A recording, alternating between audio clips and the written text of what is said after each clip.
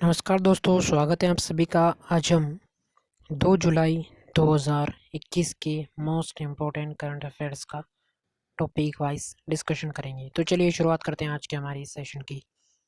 इस पहले टॉपिक के साथ हमारा जो पहला टॉपिक है वो है कि विश्व बैंक ने विकासशील देशों के लिए कोविड-19 टीकों के लिए 8 बिलियन के अतिरिक्त वित्त पोषण की घोषणा की। इससे पहले विश्व बैंक ने 12 बिलियन अमेरिकी डॉलर की घोषणा पहले की थी। तो कुल मिलाकर यह घोषणा 20 बिलियन अमेरिकी डॉलर हो गई है, जिसका इस्तेमाल अगले 18 महीनों में 2022 के अंत तक किया जाएगा, इस 20 बिलियन सहायता का।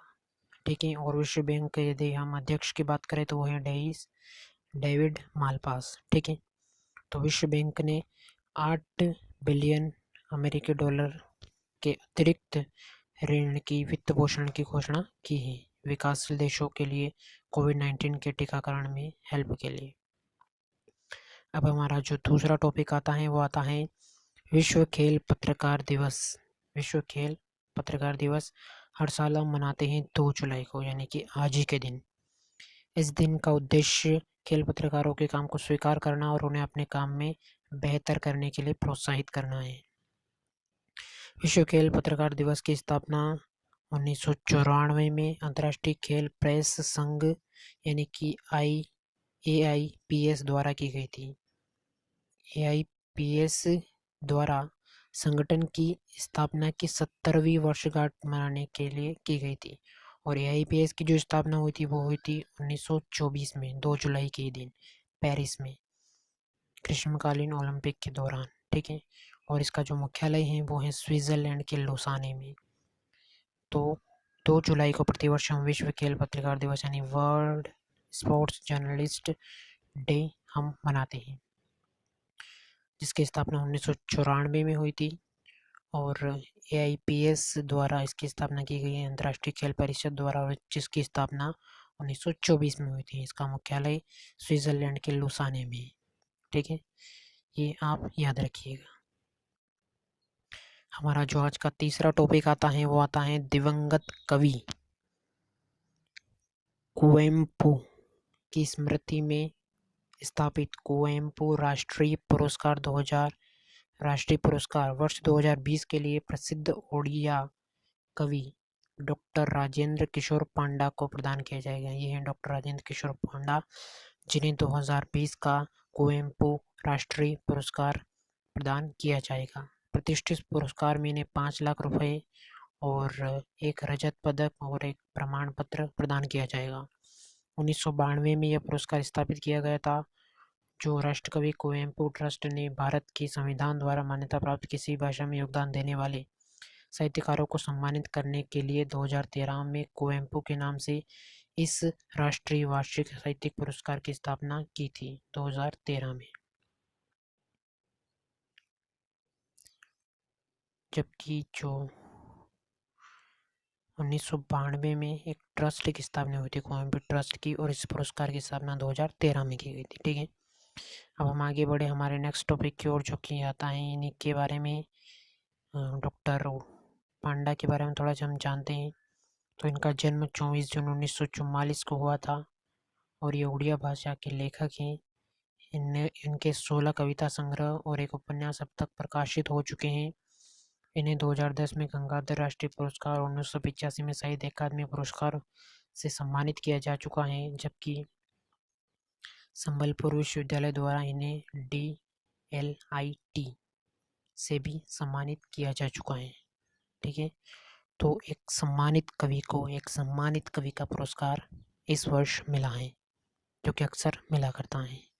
अब हम आगे बढ़ते हैं हमारे नेक्स्ट टॉपिक की ओर, जो कि आता है भारतीय मूल के अमेरिकी अभिमन्यु मिश्रा। ये हैं अभिमन्यु मिश्रा, जिन्हें दुनिया के सबसे कम उम्र के शतरंज ग्रैंड मास्टर बन गए हैं। अभिमन्यु मिश्रा, जिन्होंने 12 साल 4 महीने और 25 दिनों की उम्र में ये उपलब्धि हासिल की। उन्होंने सर्गेई कर्जेकिन के लंबे समय से चला आ रहा रिकॉर्ड तोड़ा है। इससे पहले जो उपलब्धि थी वो सर्गेई कर्जेकिन के नाम थी, जो 12 साल और 7 महीने के थे तब उन्होंने यह रिकॉर्ड बनाया था। और 3 साल पहले भारत के आर प्रज्ञानंद उनसे लगभग आगे निकल गए थे, लेकिन एक झटके से उन्हें वो मौका चूक गए थे। तो इस बार अभिमन्यु मिश्रा ने कोई गलती नहीं की और सर्गेई कर्जेकिन की 12 साल 7 महीने के रिकॉर्ड को 12 साल 4 महीने की उम्र में शतरंज का ग्रैंड मास्टर बन के तोड़ दिया। ठीक है, तो ये हमारा टॉपिक कंप्लीट होता है। अब हम आगे बढ़ते हैं हमारे नेक्स्ट टॉपिक की ओर, जो कि आता है 1 जुलाई को भारत का सबसे पुराना चलने वाला समाचार पत्र, जिसका नाम है मुंबई समाचार, अपने 200वें वर्ष में प्रवेश करेगा। यानी कि 1 जुलाई निकल चुका है, यानी कि 200वें वर्ष में वह प्रवेश कर चुका है। बम्बई समाचार, ये यहाँ पर स्थित है बम्बई समाचार। और ये गुजराती अखबार है जिसका कार्यालय मुंबई के एक किले में हरनिमन सर्कल में एक प्रतिष्ठित लाल किला इमारत में स्थित है। एक लाल इमारत में स्थित है इसका जो कार्यालय है वो। पहली बार 1822 में यह प्रकाशित हुआ था और इसकी स्थापना एक पारसी विद्वान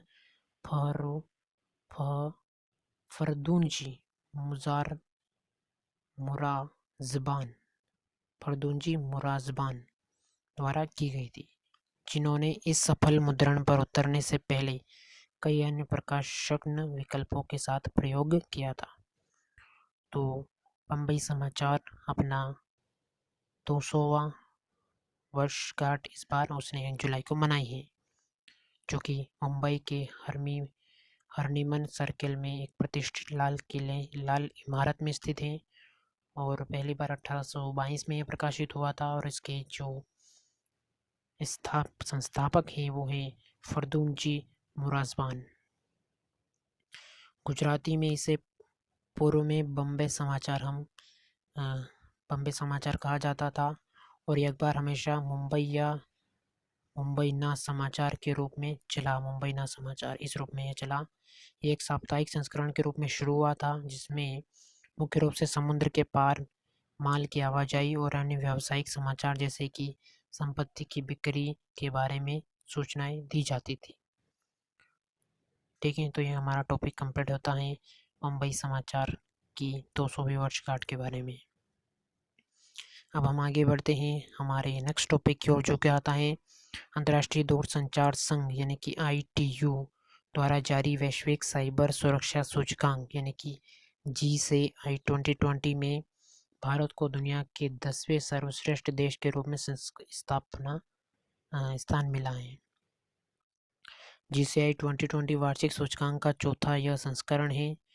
194 देशों को इसमें स्थान दिया गया है, जिसमें GSAI वैश्विक स्तर पर साइबर सुरक्षा के लिए देशों की प्रतिबद्धता को यह मापता है। यह 5 मानकों पर यह रैंकिंग तय करता है, जिसमें कानूनी उपाय क्या किए गए हैं सुरक्षा के लिए, तकनीकी उपाय क्या किए गए हैं, संगठनात्मक उपाय, क्षमता विकास और सहयोग शामिल है। इन सभी पैमानों पर यह रैंकिंग तय करता है।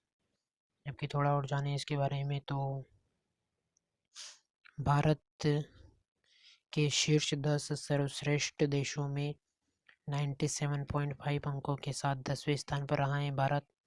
संयुक्त राज्य अमेरिका GSAI 20 में शीर्ष स्थान पर रहा है। यूनाइटेड किंगडम और सऊदी अरब दूसरे स्थान पर रहे हैं। एस्टोनिया सूचकांक में तीसरे स्थान पर रहा है।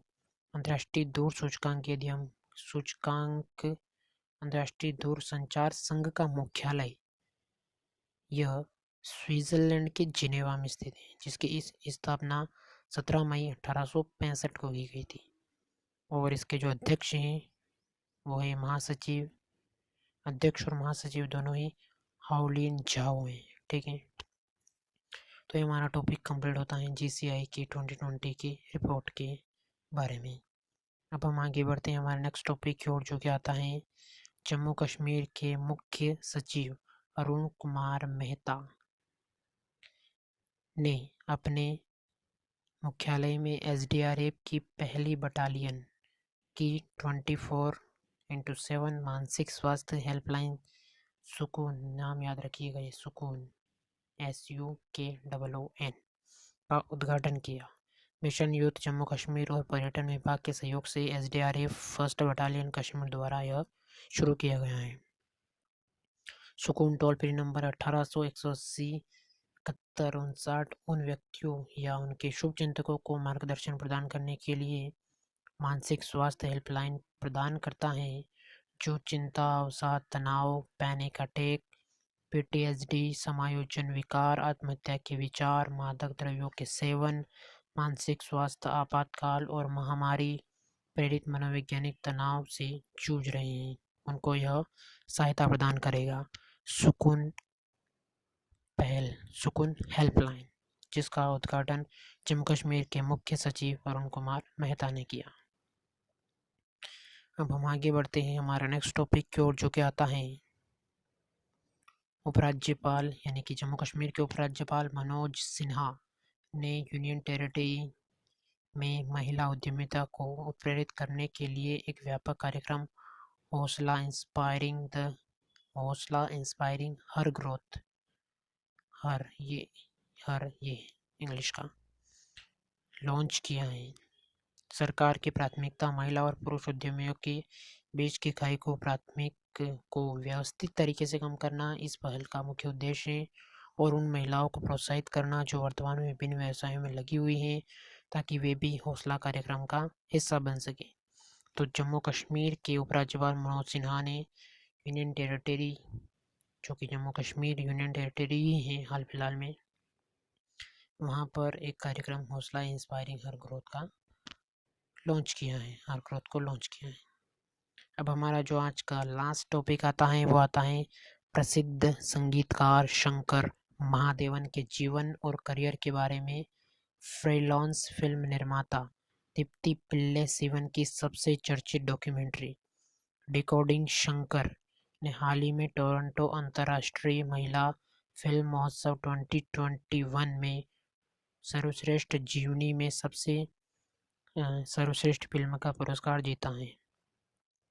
शंकर महादेवन के जीवन पर जो फिल्म फ्रीलांस फिल्म निर्माता दीप्ति पिल्ले सिवन ने बनाई थी, जिसका नाम था डिकोडिंग शंकर, उसे 2021 में वृत्त चित्र खंड यानी सर्वश्रेष्ठ जीवनी का पुरस्कार टोरंटो अंतर्राष्ट्रीय महिला फिल्म महोत्सव में प्रदान किया गया है। कुछ साल पहले रिलीज हुई यह 52 मिनट की डॉक्यूमेंट्री फिल्म एक विपुल संगीतकार के जीवन का एक स्केच है, जिसमें हर इस बात पर ध्यान केंद्रित किया गया है कि वह एक गायक, संगीतकार और एक शिक्षक के रूप में अपने करियर को कैसे संतुलित करते हैं। फिल्म उनके परिवार जीवन के बारे में दिलचस्प बातें बताती हैं और खाना पकाने के उनके जुनून के बारे में एक दिलचस्प क्षण साझा करती हैं।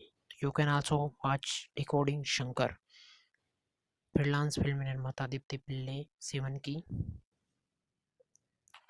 फिल्म, जैसे आप कह सकते हैं शंकर महादेवन के जीवन पर आधारित। ठीक है, तो हमारा टॉपिक कंप्लीट होता है हमारा, और इसके साथ ही हमारे 2 जुलाई 2021 के most important current affairs complete होते हैं। आप वीडियो को लाइक कर सकते हैं, साथ ही इसे शेयर भी कीजिए। जिनको भी इसकी ज़रूरत है वो देखेंगे और ज्ञान प्राप्त करेंगे। साथ ही आप चैनल को सब्सक्राइब कर भी सकते हैं अपनी आवश्यकता अनुसार। धन्यवाद, शुक्रिया।